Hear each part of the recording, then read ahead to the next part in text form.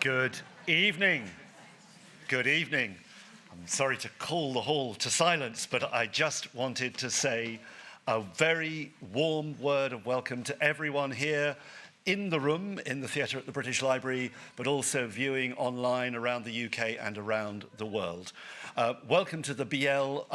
I'm Roly Keating, I'm the Chief Executive here, and it is an absolute pleasure to welcome all of you to the 2024 PEN Pinter Prize.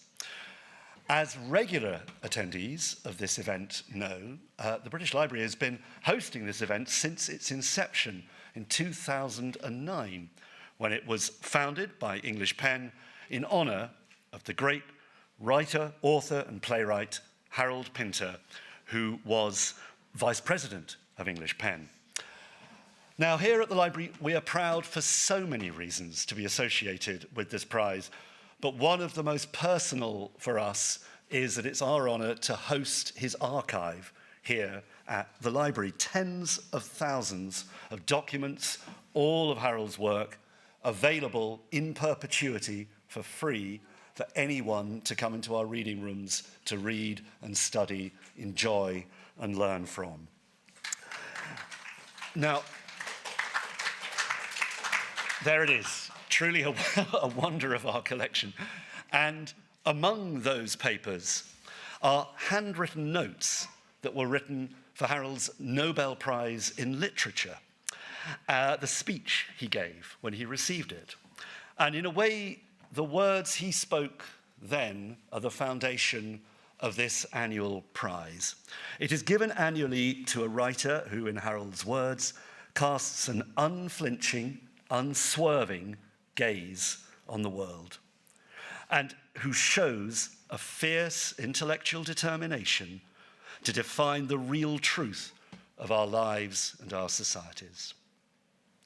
Now, every year, this prize is shared with a writer of courage, someone who is active in defense of free expression, often at great risk to their own safety or indeed their liberty. The 2024 Writer of Courage has been selected and will later this evening be announced by this year's PEN Pinter Prize winner, Arundhati Roy, who we are thrilled to have with us this evening.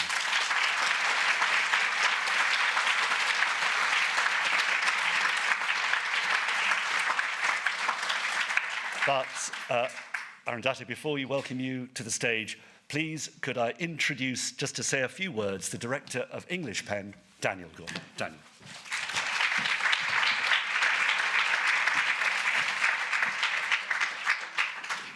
Thank you so much, Roly, and I promise it will be only a few words before we get to hear from Arundhati. As Roly says, I'm Daniel Gorman, I'm the Director of English PEN, and it's such an honour to have all of you here with us, here at the British Library, in person, and also those of you joining us online around the world to celebrate the PEN Pinter Prize 2024. The prize has been a key part of English PEN's work for the last decade and a half.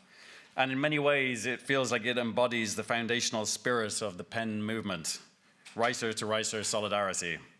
Harold Pinter was an author who stood in solidarity with his colleagues, harnessing the deserved acclaim his extraordinary writing received to speak out for the freedom of fellow authors who had been persecuted for their acts of writing. It's why we're so deeply honoured to run this prize in his memory, a prize which marks a lifetime of exceptional and courageous writing by an author, and a prize in which the author then chooses to serve this acclaim with an author targeted for the very brilliance and courage of their writing. The PEN Pinter Prize is, at its heart, about solidarity. Since English PEN was founded 103 years ago, we have worked to defend free expression, celebrate literature, and support the movement of words and ideas across borders. Our vision is a world in which the freedom to read and the freedom to write are equal freedoms for all. And we know that this is achievable only with the solidarity of writers, readers, and activists across the world. And we do our work with the support of our members, a community of such writers, readers, and activists. Our members give voice to our calls for justice and freedom. And in the face of our current reality, a global human rights emergency, in the time of a global climate emergency, we must be loud. If you aren't yet a member of English PEN, I warmly invite you to join our community and add your voice to this vital cause. We are so honored that this year's PEN Pinter Prize winner is Arundhati Roy, an author who, in the words of one of this year's judges, Khalid Abdalla, is a luminous voice of freedom and justice, whose words come with fierce clarity and determination, and have been a lodestar through the many crises and the darkness our world has faced. And we're very thrilled that Arundhati has been able to join us in London tonight.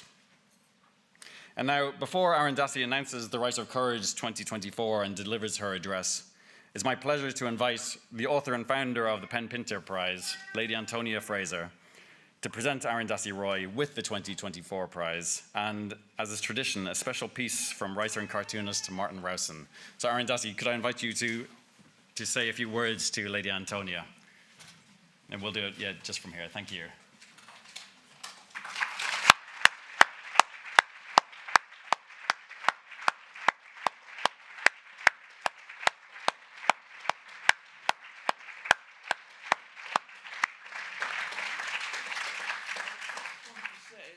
Represent Harold Pinter, so you can see me actually in white with a bat in my hand, and some bit stumps behind me, but actually my heart is entirely with you, and I want to welcome you to PEN.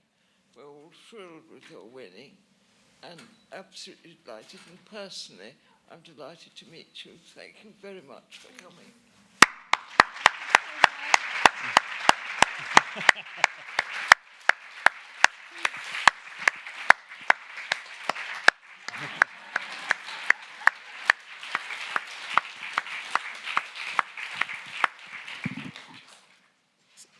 So thank you. And after one more pose photograph. Thank you. Thank you so much. I wonder how many runs I scored there. And thank you, Arundhati. I'd be delighted to invite you to the stage.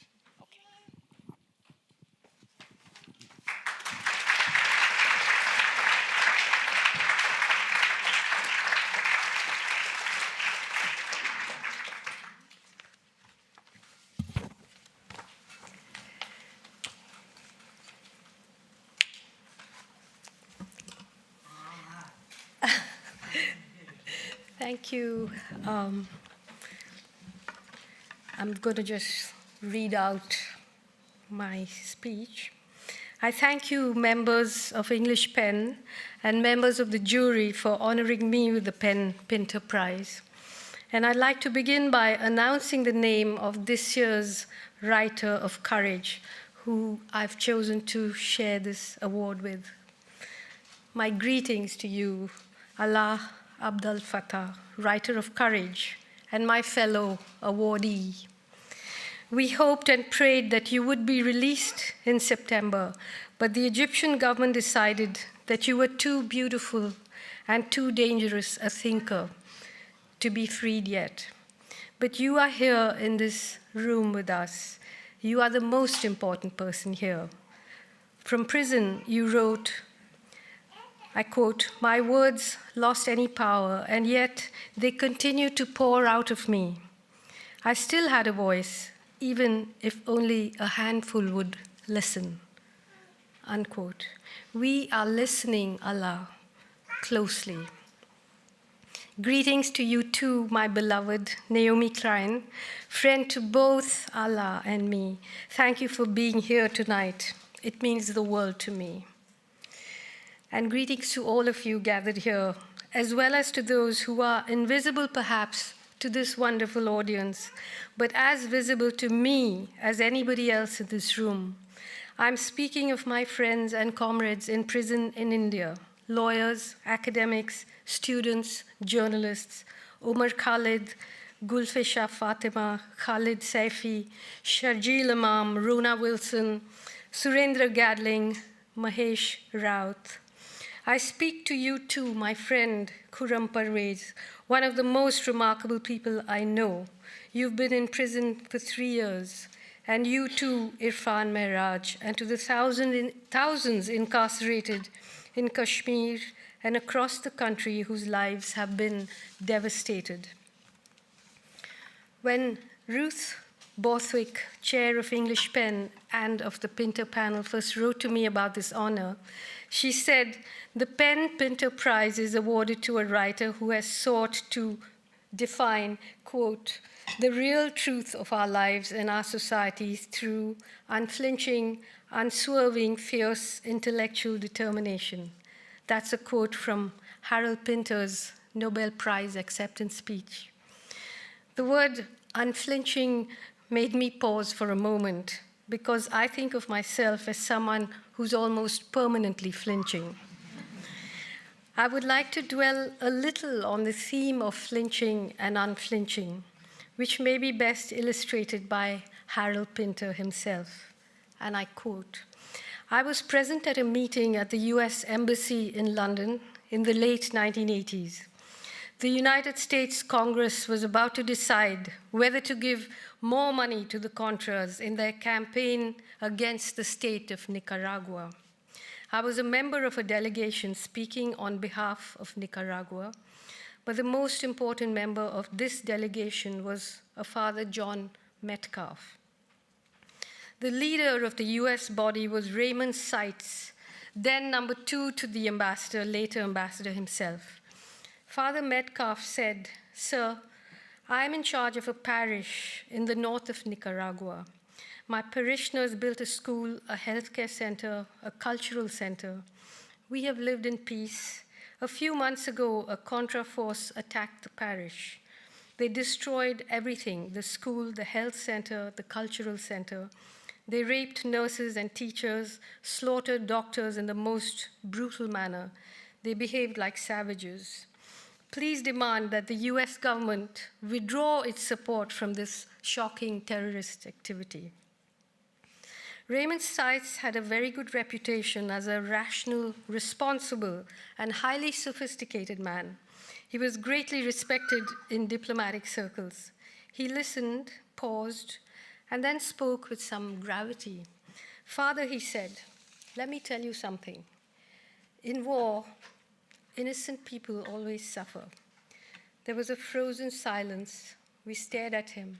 He did not flinch, unquote. Remember that President Reagan called the Contras, quote, the moral equivalent of our founding fathers, a turn of phrase that he was clearly fond of. He also used it to describe the CIA-backed Afghan Mujahideen, who then morphed into the Taliban, and it is the Taliban who rule Afghanistan today, after waging a 20-year-long war against the US invasion and occupation. Before the Contras and the Mujahideen, there was the war in Vietnam and the unflinching US military doctrine that ordered its soldiers to kill anything that moves. If you read the Pentagon Papers and other documents on US war aims in Vietnam, you can enjoy some lively, unflinching discussions about how to commit genocide. Is it better to kill people outright or starve them slowly? Which would look better? The problem that the compassionate mandarins in the Pentagon faced was that, unlike Americans, who, according to them, want, I quote, life, happiness, wealth, power, Asians stoically accept the destruction of wealth and the loss of lives and force America to carry their, quote, strategic logic to its conclusion, which is genocide, unquote. A terrible burden to be borne unflinchingly. And here we are all these years later, more than a year into yet another genocide. The US and Israel's unflinching and ongoing televised genocide in Gaza and now Lebanon in defense of a colonial occupation and an apartheid state. The death toll so far is officially 42,000, a majority of them women and children. This does not include those who died screaming under the rubble of buildings, neighborhoods, whole cities, and whose bodies have not yet been recovered. A recent study by Oxfam says that more children have been killed by Israel in Gaza than in the equivalent period of any other war in the last 20 years. To assuage their collective guilt for their early years of indifference towards one genocide, the Nazi extermination of millions of European Jews, the United States and Europe have prepared the grounds for another. Like every state that has carried out ethnic cleansing and genocide in history, Zionists in Israel, who believe themselves to be the chosen people, began by dehumanizing Palestinians before driving them off their land and murdering them. Prime Minister Menachem Begin called Palestinians two-legged beasts. Yitzhak Rabin called them grasshoppers who could be crushed. And Golda Meir said there was no such thing as Palestinians. Winston Churchill, that famous warrior against fascism, said, "I do not admit that the dog in the manger has the final right to the manger, even though he may have lain there for a very long time," and then went on to declare that a higher race had the final right to the manger.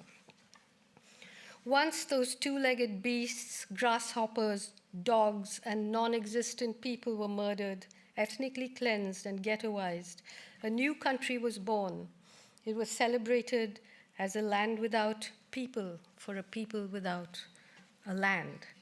The nuclear-armed state of Israel was to serve as a military outpost and gateway to the natural wealth and resources of the Middle East for Europe and the US, a lovely coincidence of aims and objectives.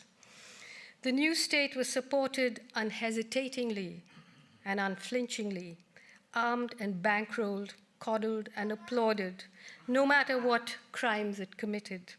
It grew up like a protected child in a wealthy home whose parents smile proudly as it commits atrocity upon atrocity. No wonder today it feels free to boast openly about committing genocide. At least the Pentagon Papers were secret. They had to be stolen and leaked. No wonder Israeli soldiers seem to have lost all sense of decency. No wonder they flood the social media with depraved videos of themselves wearing the lingerie of women they have killed or displaced. Videos of themselves mimicking dying Palestinians and wounded children or raped and tortured prisoners. Images of themselves blowing up buildings while they smoke cigarettes or jive to music on their headphones. Who are these people? What can possibly justify what Israel is doing? The answer, according to Israel and its allies, as well as the Western media, is the Hamas attack on Israel on October 7th last year, the killing of Israeli citizens and the taking of Israeli hostages. According to them, history only began a year ago. So this is the part in my speech where I am expected to equivocate to protect myself, my neutrality, and my intellectual standing. This is the part where I'm meant to lapse into moral equivalence and condemn Hamas, the other militant groups in Gaza, and their ally Hezbollah in Lebanon for killing citizens, taking people hostage, and to condemn the people of Gaza who celebrated the Hamas attack. Once that's done, it all becomes easy, doesn't it? Ah, well, everyone's terrible. What can one do? Let's go shopping instead. I refuse to play the condemnation game. Let me make myself clear. I do not tell oppressed people how to resist their oppression or who their allies should be. When the US President Joe Biden met with Prime Minister Benjamin Netanyahu and the Israeli War Cabinet during a visit to Israel in October 2023, he said, "I don't believe you have to be a Jew to be a Zionist, and I am a Zionist."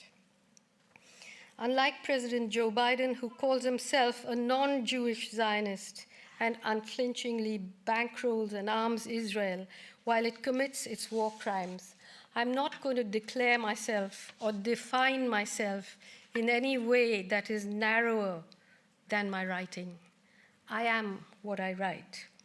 I'm acutely aware that being the writer that I am, the non-Muslim that I am, and the woman that I am, it would be difficult, perhaps impossible, for me to survive very long under the rule of Hamas, Hezbollah, or the Iranian regime. But that is not the point here. The point is to educate ourselves about the history and the circumstances under which they came to exist. The point is that right now they are fighting against an ongoing genocide. The point is to ask ourselves whether a liberal, secular fighting force can go up against a genocidal war machine. Because when all the powers of the world are arrayed against them, who do they have to turn to but God? I'm aware that Hezbollah and the Iranian regime have vocal detractors in their own countries, some who also languish in jails or who have faced far worse outcomes. I'm aware that some of their actions, the killing of civilians and the taking of hostages on October 7th by Hamas, constitute war crimes. However, there cannot be an equivalence between this and what Israel and the United States are doing in Gaza, in the West Bank, and now in Lebanon. The root of all the violence, including the violence of October 7th, is Israel's occupation of Palestinian land and its subjugation of the Palestinian people. History did not begin on October 7th, 2023. I ask you, which of us sitting in this hall would willingly submit to the indignity that Palestinians in Gaza and the West Bank have been subjected to for decades? What peaceful means have the Palestinian people not tried? What compromise have they not accepted, other than the one that requires them to crawl on their knees and eat dirt? Israel is not fighting a war of self-defense. It is fighting a war of aggression, a war to occupy more territory, to strengthen its apartheid apparatus, and tighten its control on Palestinian people and the region. Since October 7th, 2023, apart from the tens of thousands of people it has killed, Israel has displaced the majority of Gaza's population many times over. It has bombed hospitals, it has deliberately targeted and killed doctors, aid workers, and journalists. A whole population is being starved. Their history is sought to be erased. All this is supported both morally and materially by the wealthiest, most powerful governments in the world and their media. And here I include my country, India, which supplies Israel with weapons as well as thousands of workers. There is no daylight between these countries and Israel. In the last year alone, the US has spent $17.9 billion in military aid to Israel.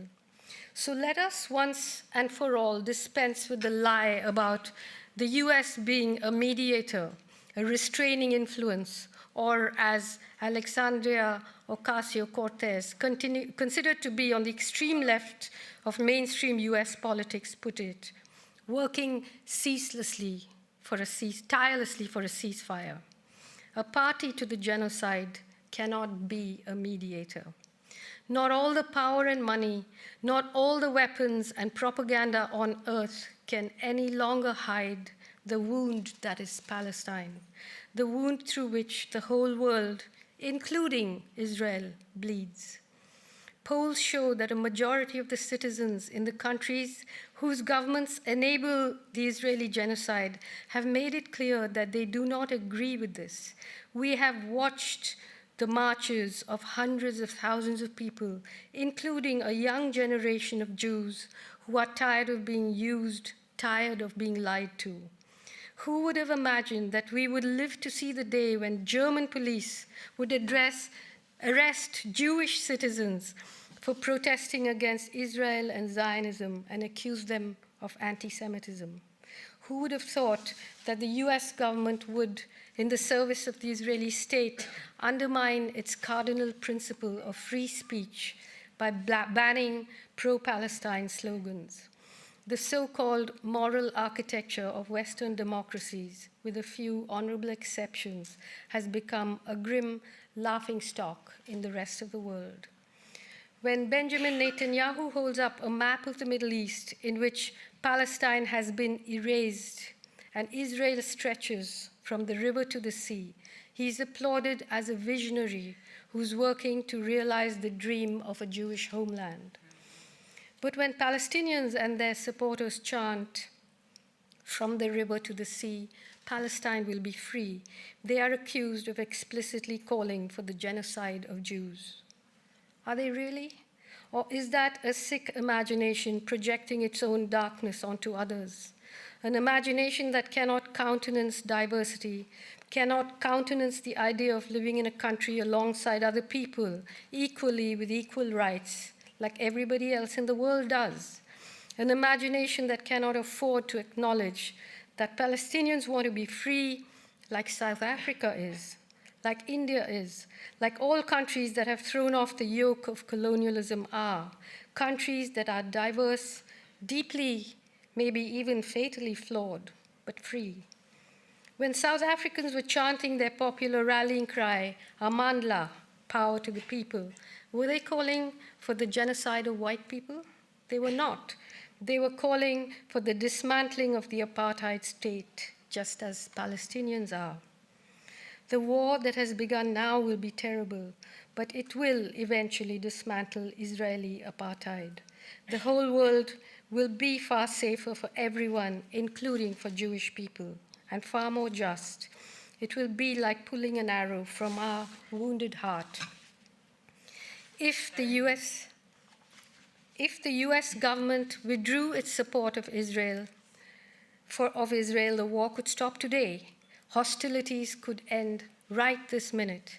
Israeli hostages could be freed. Palestinian prisoners could be freed. The negotiations with Hamas and the other Palestinian stakeholders that must inevitably follow the war could instead take place now and prevent the suffering of millions of people. How sad that most people would consider that a naive and laughable proposition. As I conclude, let me turn to your words, Allah Abdel Fattah, from your book of prison writing called "You Have Not Been Defeated." I have rarely read such beautiful words about the meaning of victory and defeat and the political necessity of honestly looking despair in the eye. I've rarely seen writing in which a citizen separates himself from the state, from the generals, and even from the slogans of the square with such bell-like clarity. And I quote, "The center is treason because there's room in it only for the general. The center is treason, and I have never been a traitor. They think they've pushed us back into the margins. They don't realize that we never left it. We just got lost for a brief while. Neither the ballot boxes, nor the palaces, or the ministries, or the prisons, or even the graves are big enough for our dreams. We never sought the center because it has no room except for those who abandoned the dream. Even the square was not big enough for us, so most of the battles of the revolution happened outside it, and most of the heroes remained outside the frame." End quote. As the horror we are witnessing in Gaza and now Lebanon quickly escalates into a regional war, its real heroes remain outside the frame, but they fight on because they know that one day, from the river to the sea, Palestine will be free. It will. Keep your eye on your calendar, not on your clock, because that's how the people, not the generals, but the people fighting for their liberation measure time. Thank you.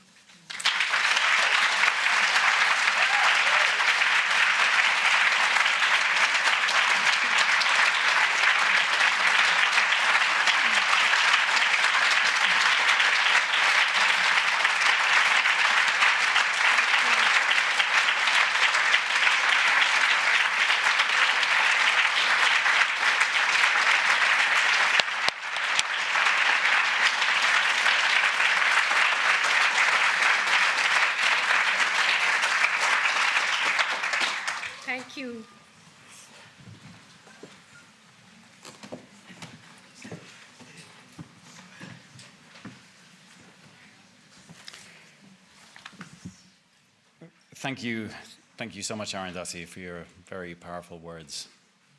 And congratulations again on winning the PEN Pinter Prize.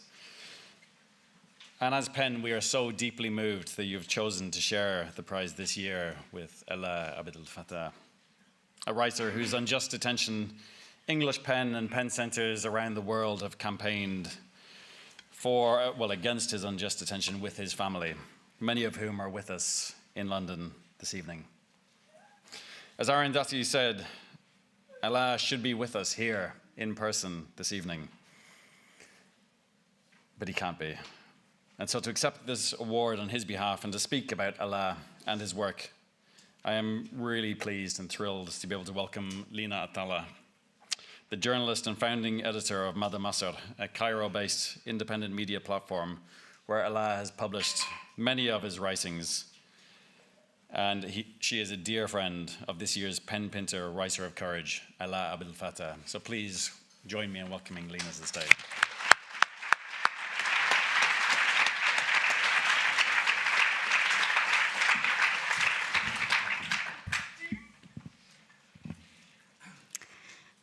Thank you. I met Alaa for the first time at a protest calling for the independence of the judiciary in 2006. We were in our 20s. He was effervescently protesting with his whole body, jumping up and down like fire. Shortly after, he was pulled by several cops to a police truck. Judging from the scene, he seemed to be enacting a bodily resistance as he was dragged by the police. We always smile pensively when we remember how our first physical encounter is one where his full presence is being actively negated by the police. We also laugh at how unflattering the scene was for a first meeting. Shortly after Alaa came out from his imprisonment, he had an idea. He wanted to convene an assemblage of inventive techies with a heightened sense of political consciousness. He was of the blogging generation and was on the forefront of it, but he was never content with sitting back to think on his own and perform to an invisible public from behind a computer screen. He wanted to go wider and deeper. Wider by summoning a convention, and deeper by interrogating the very technique through which a whole new politics of expression was emerging.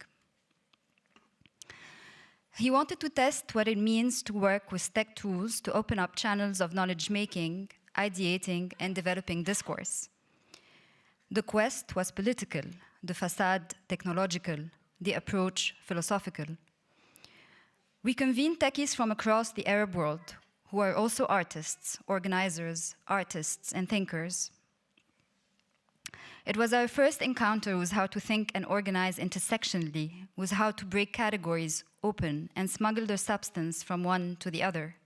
Technology to politics, philosophy to technology, technology to art and journalism, and so on. You could also say it was a kind of a rehearsal for the Arab Spring, with our newborn community boasting members from Tunisia, Syria, Palestine, Bahrain, and Lebanon, among others.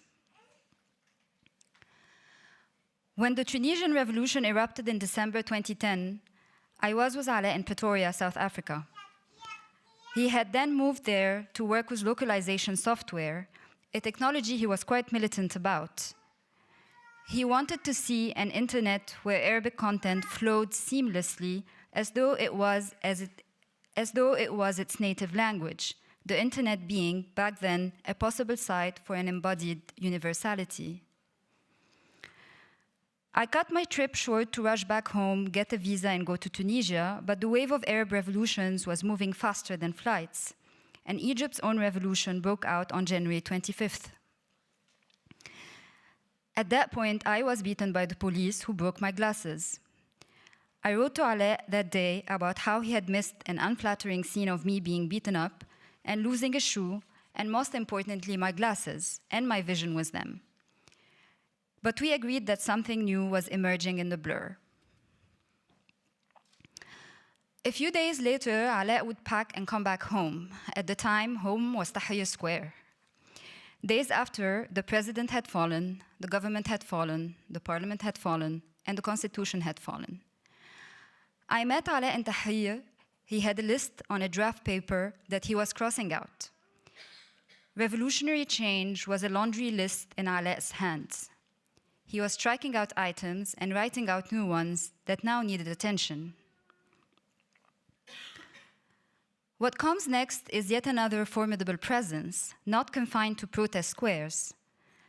Alaa went on working with different formations, students, activists, journalists, techies, and artists. He taught workshops on how to write a political statement as a poetic act. He worked with youth on how to inhabit the formulaic informational space of Wikipedia with homegrown narratives. He led code sprints for localization tools. He led meetings on how practicing politics online, as opposed to through the political party, had restored a certain space for emotion. Let's write our own constitution, one of Alaa's initiatives. He admired South Africa's experience with the Freedom Charter, primarily for the process of assembling its content through the active instruction of the public to politicians.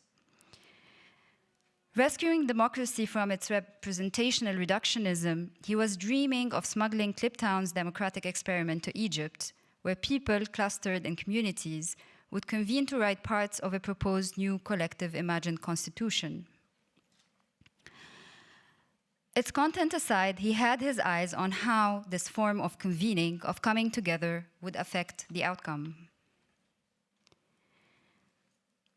In the month to follow, there were many reversals to the revolutionary triumphalism that we experienced in the early days of 2011.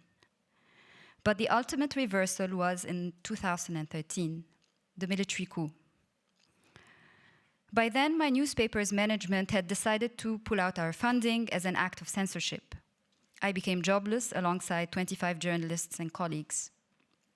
I had an intuition that this was going to be the summer of unprecedented political violence and finitudes. I asked Alaa to help us build a website where we could house our displaced journalism, to at least bear witness to the coming summer of violence. He spent days and nights with his partner Manel, back then, writing code for our new website. Meanwhile, I was diverting my anxiety about starting our new project, a project that may stand in the face of the violent annihilation of our voices, by playing with Khalid on Alaa and Manel's couch, as both were busy writing code. Khalid, their son, was almost one by then. He was birthed in a moment of birthing, when the revolution was ascendant, and was now wrestling to make his way into so much uncertainty. By the time our website, Mada, was up and running, the military was in power and Alaa was in prison. He finished developing our code in smuggled letters and instructions during prison visits. In the 10 years that followed, there would be 2 active bodies of archives of the military's violent cancellation of public politics: sustained publishing in Mada and letters to and from Alaa. Alaa's handwriting in the letters is barely legible, and reading them is an exercise of deciphering.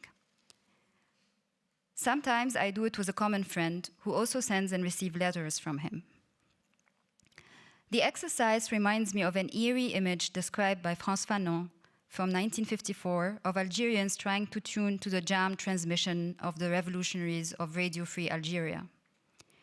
We would start reading some of the letters together. It would turn into a spiritual ritual of some sort, where Alaa is summoned, and suddenly there is much more to the content we are receiving. Such is the possibility of form that Alaa was always militant about. Sometimes the 2 archives of Mada and the letters would converge. Alaa's first years of imprisonment were marked by a determination that a voice can transcend confinement and trespass. His body was incarcerated, but his voice was fugitive. With profound depth, the kind he's ordered to summon within a prison architecture, he wrote about failure as instruction, progress as ideology, Palestine as universal politics. In his later years of imprisonment, Alaa's writings shifted to his own predicament as a prisoner, again universalizing it to urge a solidarity embodied in a belief that this concerns us all, that we too can be prisoners like him one day. Why? Because states ultimately survive through preserving the right to enact power on our bodies. In a text he wrote in 2019, he described with graphic precision a violent account of his incarceration. He did not do it to invite us to pity him, but to understand that the authorities' enmity with its opponents is predicated on the negation of the voice and the body. This is a moment when the political failure of the collective has returned us to the body as an ultimate site of resistance. In 2017, Ala wrote, and I quote him, "I'm in prison because the regime wants to make an example of us. So let us be an example, but of our own choosing. Let us be an example, not a warning." 5 years later, he went on his longest hunger strike to demand freedom and escalated it to a water strike.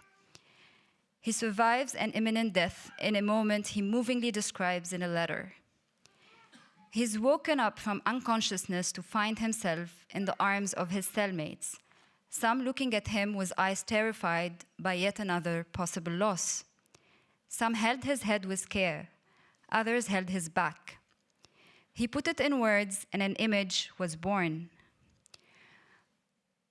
Ordained to a jail cell with no exit in sight, Ala restores his attachment to life through inmate solidarity, not just as his own particular condition, but as a reminder that unrestrained power is built on confinement, and that those in confinement must not be bracketed off to a margin, a human rights category. They need to become the issue of all issues, the cause of all causes.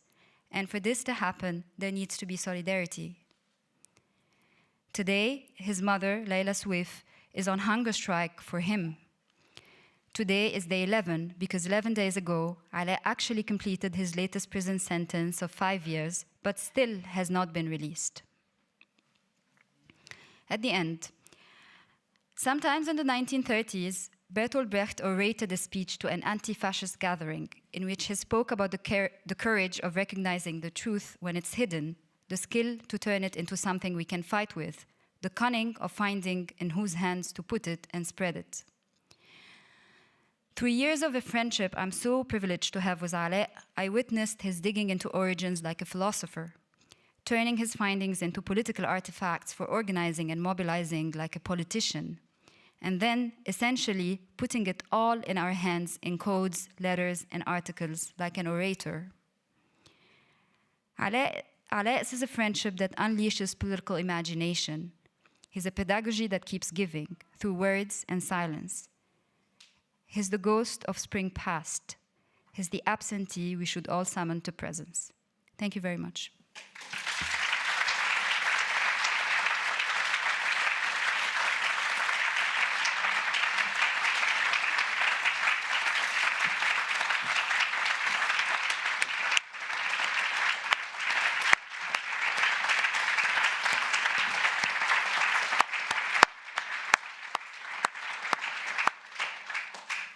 Thank you so much, Lena, for that deeply moving and very special testimony to Ala. It's such an honor to have you here and to be able to share the stage with you, and it's such an honor to have so many of Ala's family in this room with us here tonight. And I just hope that soon, as we should already be able to do, we will get to share this stage with Ala. You can see on the slide that there's a hashtag Free Ala. If you search for that, if you're not already engaged in the campaign to campaign for Ala's freedom, please use that and you'll be able to find all the details there around the campaign, and also obviously on English PEN's website. As regular attendees to the PEN Pinter Prize will know, every year someone who knows the PEN Pinter Prize winner and their work delivers an encomium in their honor. It is, however, very rare, and perhaps even the first time, that this figure knows both of the authors who are sharing this year's prize. And so we are therefore deeply grateful that this year's encomium is going to be delivered by a friend and colleague of Arundhati Roy, and someone who has also campaigned tirelessly for Ala Abdel Fattah, and who wrote the foreword for his extraordinary book, You Have Not Yet Been Defeated, which is published by Fitzcarraldo in the UK. Arundhati greeted her earlier in her address, but please, all join me in welcoming the journalist and author, Naomi Klein.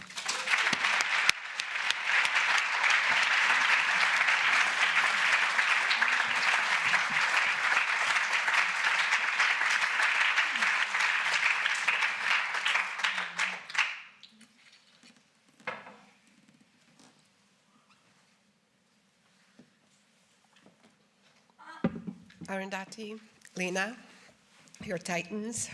I think we've seen the power of sisterhood. Allah has two incredibly beautiful sisters who are here today, Saneh and Mona.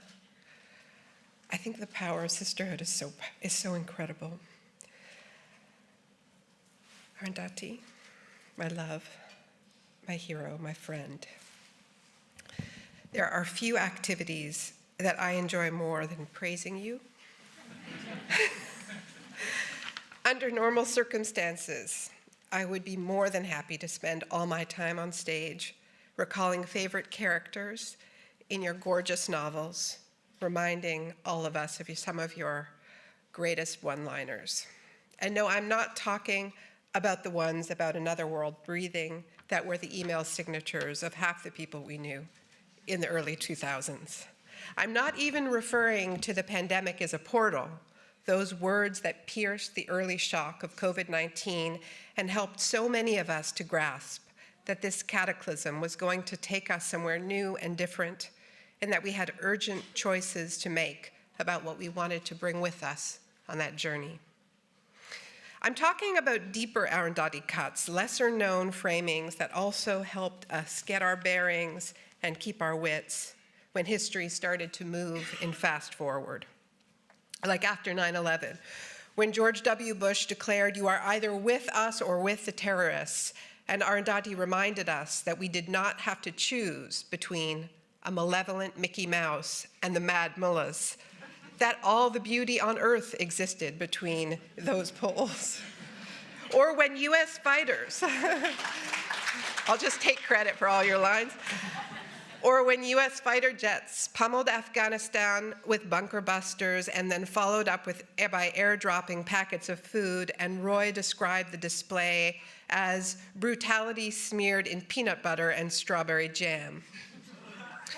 Or what about what she has to say about the way our phones have become extensions of our bodies? Imagine if your liver or your gallbladder didn't have your best interests at heart.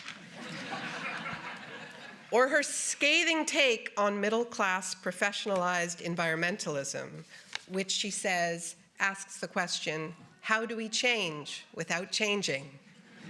I could go on. I'm a collector, you see, an Arundhati-ologist. Her novels create worlds nestled within worlds, and then worlds within those.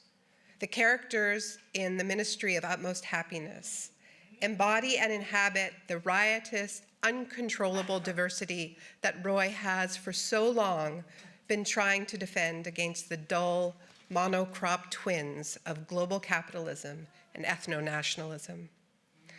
John Berger once observed that Arundhati's fiction and her nonfiction walk her around the world on two legs, which means that if we want to understand the impossible coolness of her stride, we must look at them together. Roy has written dozens of nonfiction essays and lectures, enough to fill over 1,000 pages of her beautiful anthology, My Seditious Heart, and then more in her follow-up, Azadi. What becomes clear in these pages is that after God of Small Things, Arundhati became a kind of self-assigning war correspondent, seeking out the places of maximum pain, maximum injustice, maximum state violence, reporting from Kashmir, the Maoist insurgency, the aftermath of the Gujarat massacre, on nuclear weapons tests, and on the movement trying to defend the Narmada Valley from drowning. But she is Arundhati, so she did not write about these conflicts and issues like a war reporter. She wrote about them like a novelist. She brought her tremendous gifts as a writer, her bottomless capacity for imagination, her devastating eye for detail and for the perfect, unforgettable metaphor, to find poetry in protest chants and gallows humor in guerrilla warfare. So many struggles for justice and survival were better understood, more deeply felt, because she chose to help us see them through her artist's eyes. There are some writers, though not enough of them, who are willing to confront the ugliest acts that humans are capable of unleashing on other humans and the natural world. And there are also writers who search out beauty with great insistence, who fall recklessly in love with the world again and again. It is vanishingly rare for the same writer to do both of those things. Confront the ugly and still reach for beauty. Look squarely into the dead eyes of the mob bent on annihilation and still hold on to a belief in the potential of masses of people to come together and change the world for the better. Arundhati Roy is that rare writer. So too is Alaa Abd el-Fattah. I was not at all surprised when I learned that Roy had chosen Alaa as this year's Writer of Courage. Though very different stylistically, their spirits are connected in an almost sibling-like way. It was, as you heard, my honor to write the foreword to Alaa's mind-altering book, You Have Not Yet Been Defeated. Having spent many weeks immersed in his writing, I would also have been happy to spend this short speech praising Alaa's work, pulling out the insights and sentences that are now permanently part of my mental architecture. I could speak to you about his warnings about nationalism, his devotion to participatory democracy, as you heard from Lena, his bold experimentation with form and style. I could share some of the endlessly original ways that he finds to express disdain for tyrants, liars, and cowards, a trait he shares with Arundhati. I could talk about how rare it is for revolutionaries to look honestly at their own movement's failures and missteps, which Alaa does with great rigor and with great care. All of these qualities, along with his strategic mind and acute analysis of power, made him one of the most important figures of the 2011 pro-democracy revolution that turned Cairo's Tahrir Square into a surging sea of humanity and overthrew the dictatorship of Hosni Mubarak. And yet, as I sat to write this appreciation of both Arundhati and Alaa, it felt impossible to simply focus on their words, the books, essays, turns of phrase, nor did it seem appropriate to focus on the impacts of their work, the significance they hold to millions of people fighting for justice, liberation, and dignified lives inside and outside their countries. I kept getting stuck on a simple fact, that though their circumstances differ greatly, both Arundhati and Alaa are in danger. In fact, when PEN invited me to deliver this address, the letter contained a caveat, one that should startle us. Given the state of the world and the targeting by governments of both Alaa and Arundhati, we're aware that it's possible that both will be able to join us in person, but also that neither will. Alaa should be with us tonight, having finished serving his latest absurd sentence 11 days ago. The British government should have used every bit of leverage that it has, and it has plenty, billions of pounds worth, to make sure that he was here. They clearly did not. Alaa has already lost more than a decade of his life in Egypt's dungeons, an incarceration so prolonged, torturous, and arbitrary that his mother, Leila Swaif, calls this latest extension a kidnapping. Meanwhile, just as PEN's decision to award the Pinter Prize to Arundhati Roy was announced, reports came that she could face charges under India's draconian anti-terrorism laws with very severe implications for her freedom. That news led to a media frenzy, which put her in further danger, the kind of thing that has brought angry mobs to her door before. Arundhati is here, thank goodness, but it is a reminder that we cannot take any writer's freedom or safety for granted, no matter how renowned or celebrated. A huge part of what I cherish about Arundhati and Alaa is that Like the best public intellectuals, they help us understand our moment in history. This is hard. Change is constant and mostly incremental. The big shifts tend to sneak up on us. So how do we know when we are in a new chapter, one that requires different things of us? We know partly because writers tell us. The pandemic is a portal. We're going somewhere new, Roy told us. Pay attention. Aleh, from jail, helped his comrades understand that the Tahrir revolutionary moment had passed and new strategies were required. A defeat did not need to be the end of the story, but he knew that you can't write a new chapter if you're stuck in the old one. I point this out because I think that this night, when it was entirely possible that neither of our honorees would be free enough to be with us, is telling us something important. I think it's telling us that we've entered a new era. I think it's telling us to pay close attention. Arundhati and Aleh are famous writers, so we know about their cases. But thousands of lesser-known activists, journalists, academics, and lawyers are currently imprisoned in India's jails on draconian or entirely trumped-up charges. And those are the ones who have not been assassinated in the streets after being declared enemies of the state. In Egypt, human rights groups estimate that there are some 60,000 political prisoners behind bars, an unfathomable number, one that helps explain why building shiny new prisons is one of the current regime's most successful enterprises. In light of these facts, I want to underline something that can get lost in the apolitical discourse of human rights. Arundhati and Aleh are movement writers, writers whose voices are inseparable from the international resistance to the steamroller of corporate globalism and militarism that surged at the turn of the millennium. The movement looked different in every country, but before social media existed, we were connected to each other, and we understood that we were fighting different fronts of the same struggle, from Chiapas to Palestine, Narmada to Genoa, Tahrir to Occupy Wall Street.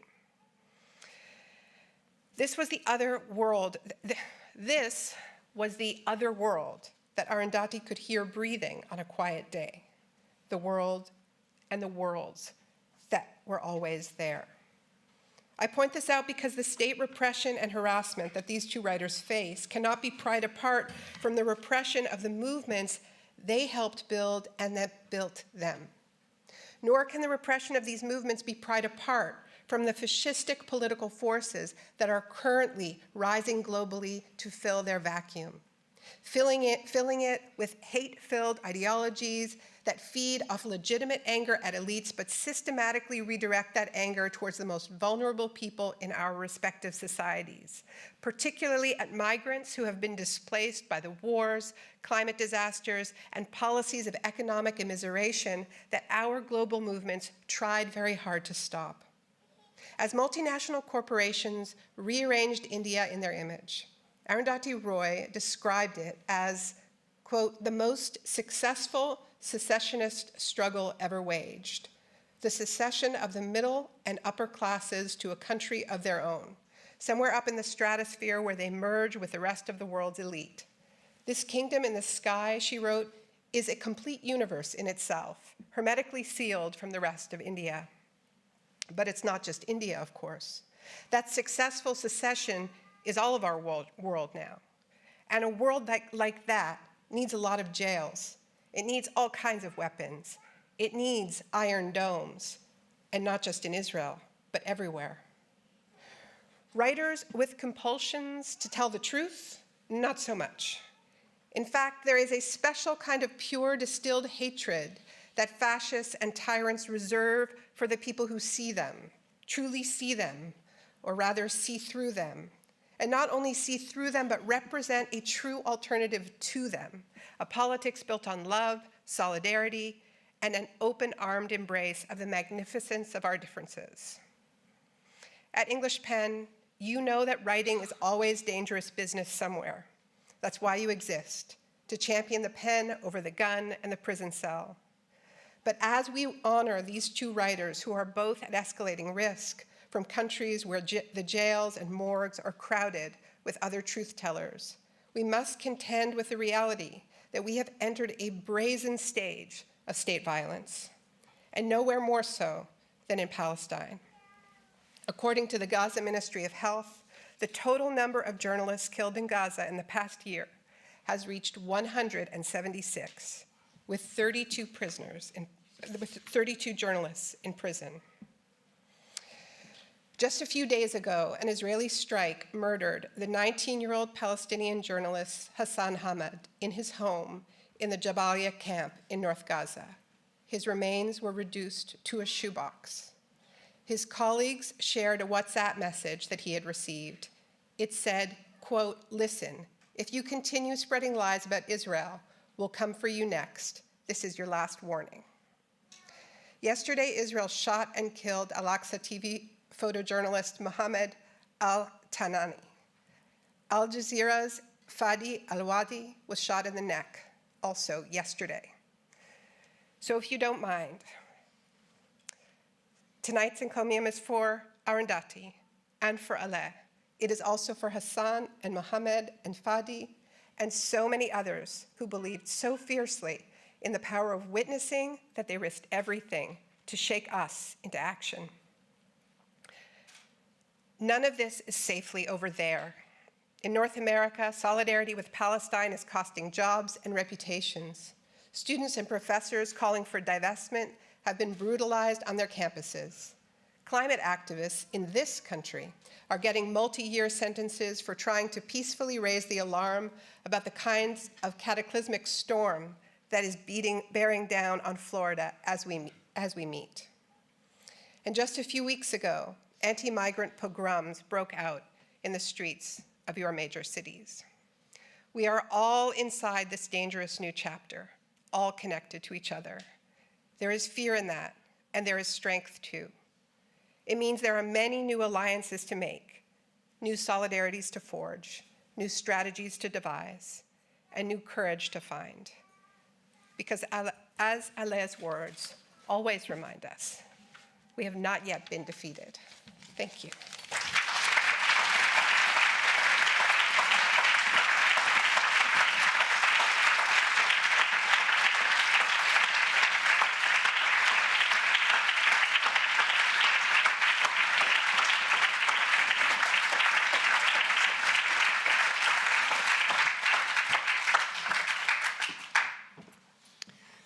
Thank you so much, Naomi, for that powerful and urgent tribute, as well as a call to action.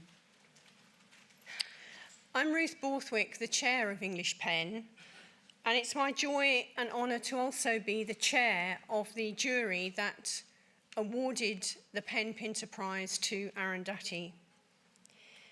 I'd like to share a few thanks and also some closing remarks before I then urge you and encourage you to go to the foyer and look at the bookshop and buy some of the books by our authors. And Arundhati and Naomi have been very kind to sign some copies of their books. I'd like to thank my fellow judges, Khalid Abdalla and Roger Robinson, the British Library, our hosts and stalwart partners, the inimitable Martin Rowson for another unique cartoon in this growing series, Lady Antonia Fraser, the beating heart and an unstinting supporter of this prize, Faber, our new and wonderful partners for the prize, our core funders, Arts Council England, the T.S. Eliot Foundation and the Hawthornden Foundation, as well as the PEN patrons and silver partners who are here this evening.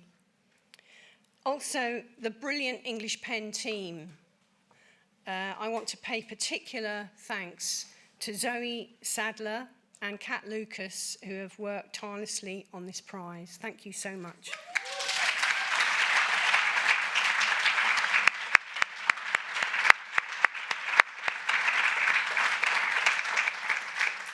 And to all of you in the room and online for joining us tonight, to Lina Atalla for her utterly moving words on behalf of Allah, to Allah Abdalla Fattah for his vital and courageous work,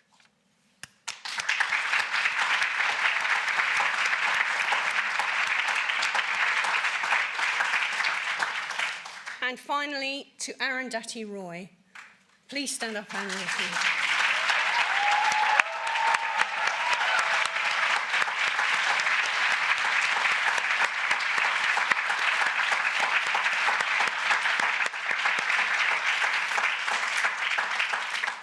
I hope you will continue to read Arundhati's wonderful writing and also to join us all in the call to end the unjust detention of this year's Writer of Courage and support the campaign to free Allah.